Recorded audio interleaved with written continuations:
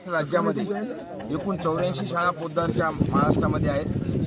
केंद्र शासनाने केंद्रीय विद्यालयामध्ये NCERTची पुस्तकं निर्माण केलेली आहेत आणि तोच या देशाचा मूळ आणि अत्यंत महत्त्वाचा प्रमाणित केलेला देश स्तरावरचा सिलेबस आहे।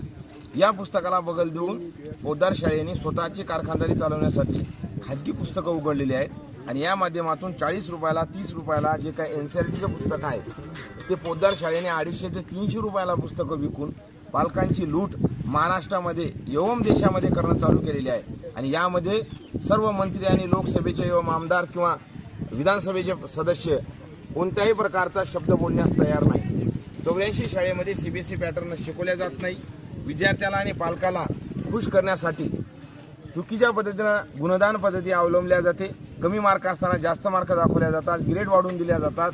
त्याचबरोबर विद्यार्थ्याचं जे काही पालक सभा असते ती महिन्याला घेतली